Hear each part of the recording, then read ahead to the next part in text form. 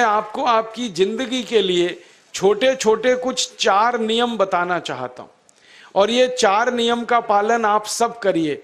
मैं आपको विनम्रतापूर्वक लेकिन विश्वास से कहता हूं कि ये 4 नियम का जो भी पालन करेगा जिंदगी में बीमारी और रोग उसको कभी आएंगे नहीं। आप भी अगर ये पालन करेंगे तो बहुत अच्छा होगा। मैं भी करता हूं मेरे जीवन। मैं पिछले 15 वर्षों से योग प्राणायाम करता हूं, उसके साथ कुछ नियम मैंने बनाए हैं, वो नियम का पालन करता हूं और वही नियम आपको बताना चाहता हूं। स्वामी जी पालन करते हैं, मैं करता हूं, हमारे लाखों योग शिक्षक करते हैं और इन नियमों का पालन करने से हमको इतना लाभ हुआ है कि कभी बीमारी आती नहीं। 15 साल से मैंने हर बार मेरा बीपी चेक किया, नॉर्मल है, शुगर नॉर्मल है, ट्राइग्लिसराइड्स नॉर्मल है, कोलेस्ट्रॉल नॉर्मल है।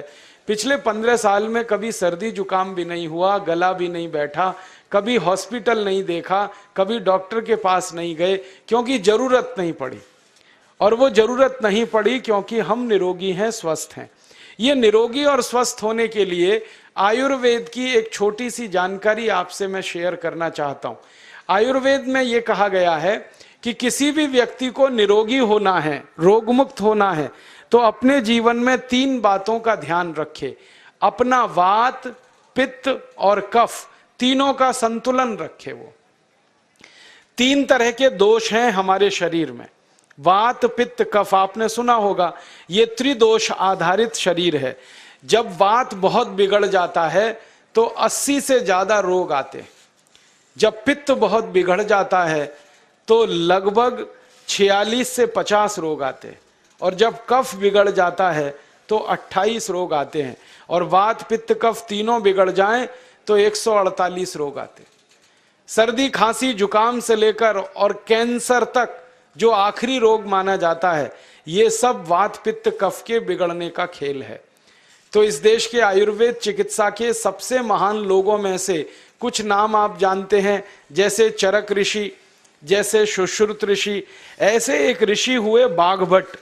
बाघभट्ट ऋषि ने एक पुस्तक लिखी है, उसका नाम है अष्टांग हृदयम, और एक पुस्तक लिखी है उसका नाम है अष्टांग संग्रहम। इन दोनों पुस्तकों में उन्होंने 7000 नियम बताए हैं।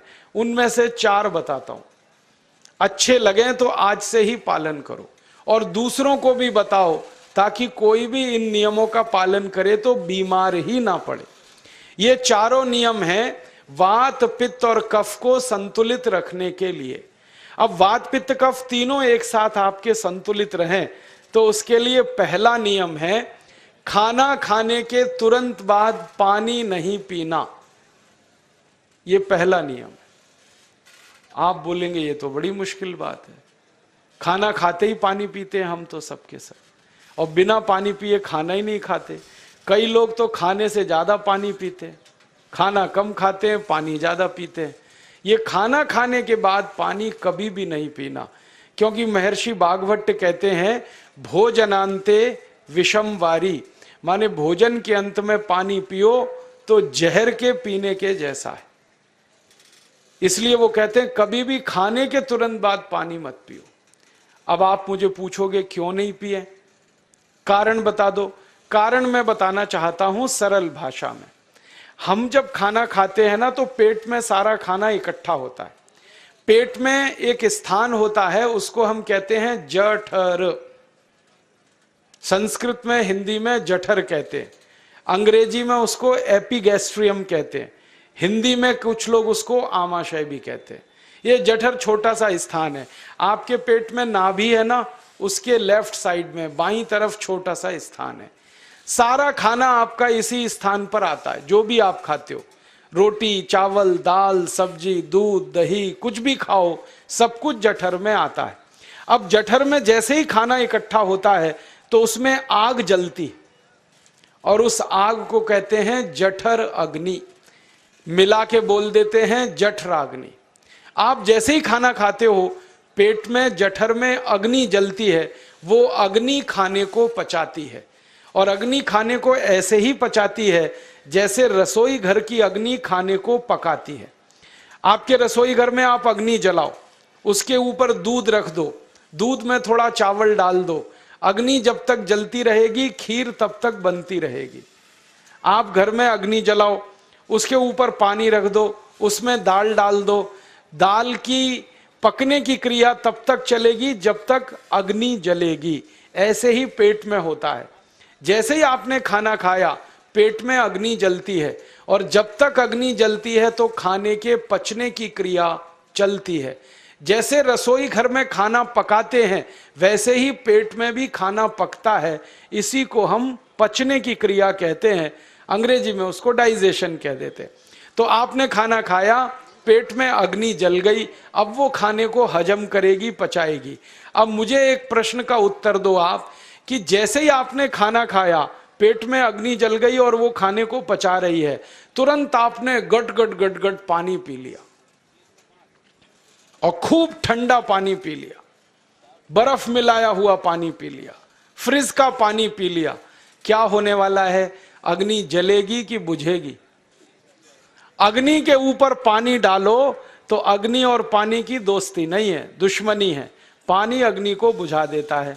तो आपने खाना खाया, अग्नि जली, पीछे से गटगट पानी पी लिया, अब अग्नि शांत हो गई, अब खाना पचेगा नहीं, तो वो पेट में पड़ा पड़ा सड़ेगा, और सड़ा हुआ खाना 100 से ज्यादा विष पैदा करेगा, और वो 100 विष आपकी जिंदगी को नरक बना देंगे, और जिंदगी भर आप बीमार पड़े रहेंगे।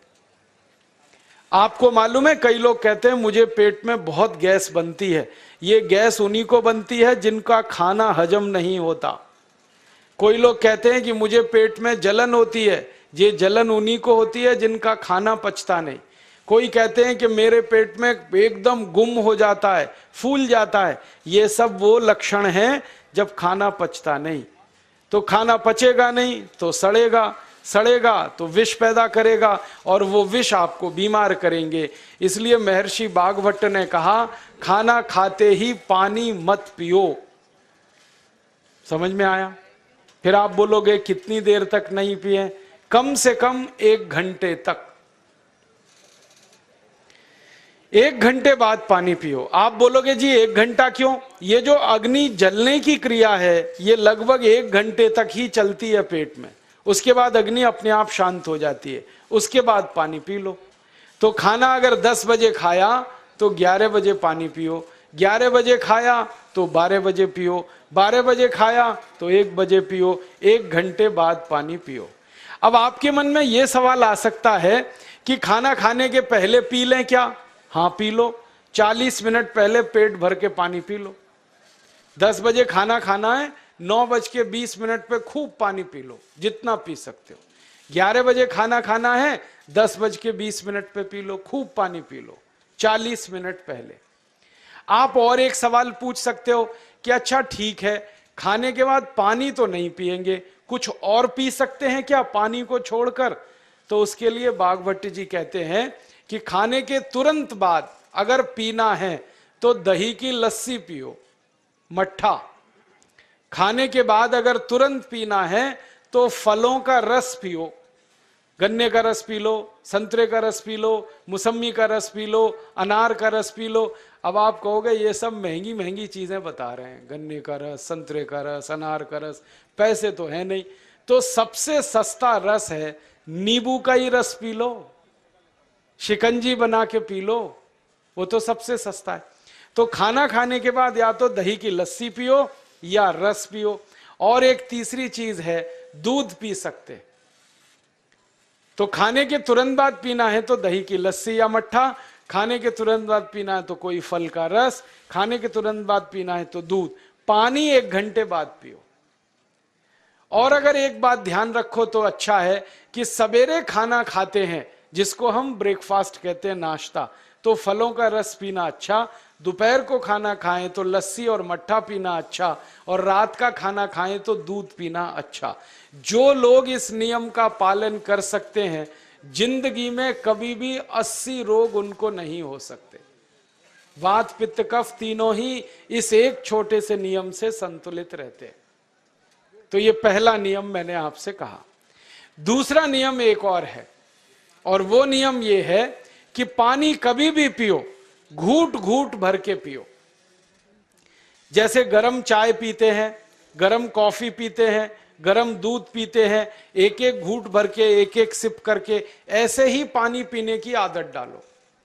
ये मुंह में एक बार गिलास लगा लिया, गटागट उसको खाली कर दिया, ये तरीका गड़बड़ है। एक घूंट पानी, दो घूंट पानी एक बार में उतना ही पियो। आप बोलोगे ये क्या चक्कर है?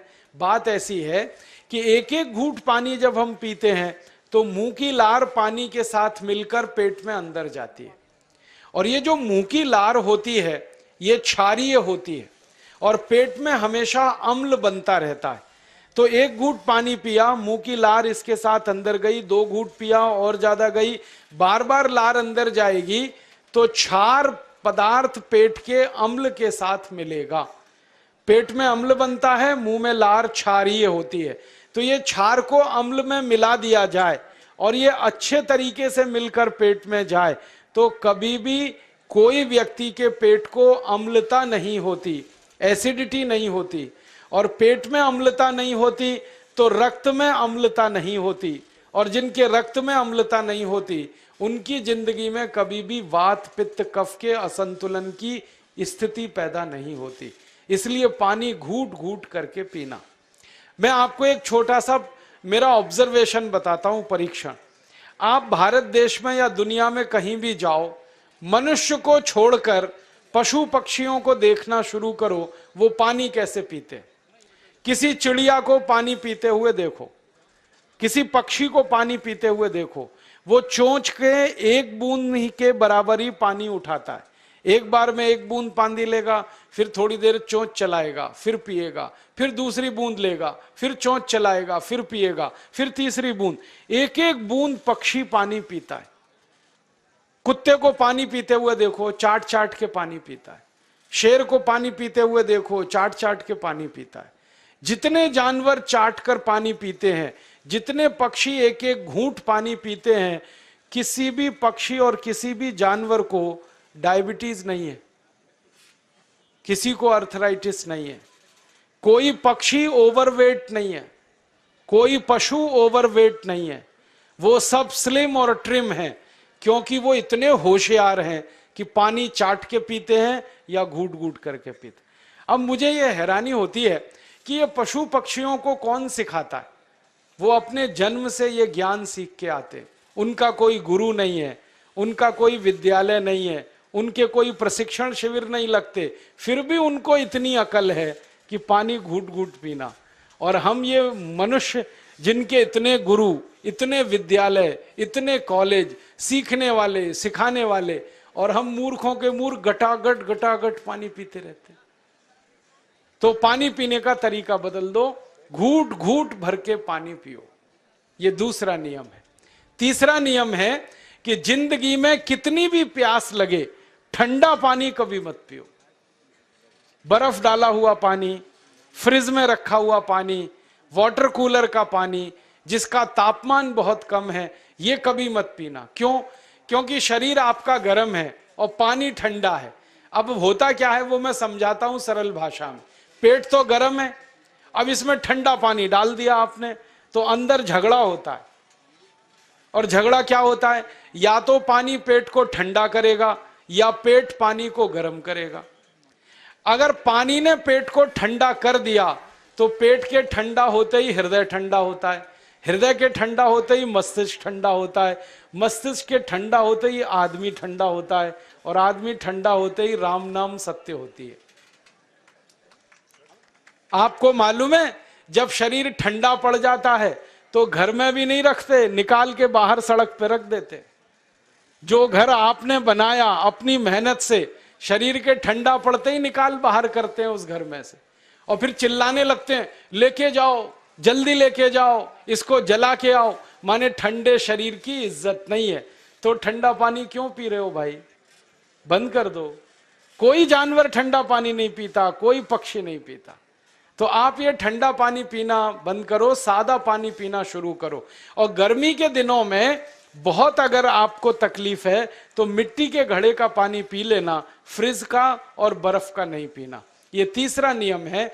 और चौथा और आखिरी नियम है कि आप सवेरे ही सवेरे जब सोकर उठते हो तो सबसे पहले पानी पियो। जैसे ही आपकी आंख खुल गई तो पहले 2-3 गिलास पानी पी लो, उसके बाद आप टॉयलेट में जाओ। उठते ही पानी पियोगे तो 2 फायदे हैं। पहला फायदा यह है कि पानी पेट में जाकर बड़ी आंत को साफ करता है, और जैसे ही बड़ी आंत की सफाई होगी पेट पे दबाव पड़ेगा और आप संडास घर में जाएंगे, 2-3 मिनट में पेट आपका साफ हो जाएगा। जिनका पेट सुबह एक बार में साफ हो जाता है उनकी जिंदगी में कभी रोग नहीं आता। इसलिए सुबह सुबह उठते ही पेट साफ होना जरूरी है।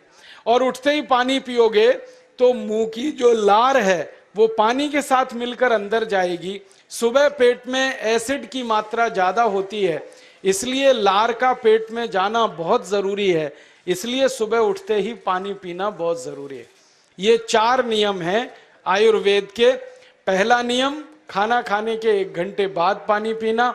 दूसरा नियम, पानी को हमेशा घूट घूट भर के पीना। तीसरा नियम, कभी भी जिंदगी में ठंडा पानी नहीं पीना। और चौथा और आखिरी नियम, सवेरे उठते ही सबसे पहले पानी पीना। 4 नियमों का पालन जो भी अपने जीवन में कर सकता है वो वात पित्त कफ तीनों को संतुलित रख सकता है। और जिसका वात पित्त कफ संतुलित है उसके जीवन में बीमारी नहीं आती है। और जो बीमार नहीं पड़ते हैं वो स्वस्थ और तंदुरुस्त और सुखी रहते हैं। उनकी जिंदगी का खर्चा कम होता है और देश का भी बहुत सारा पैसा बचता है।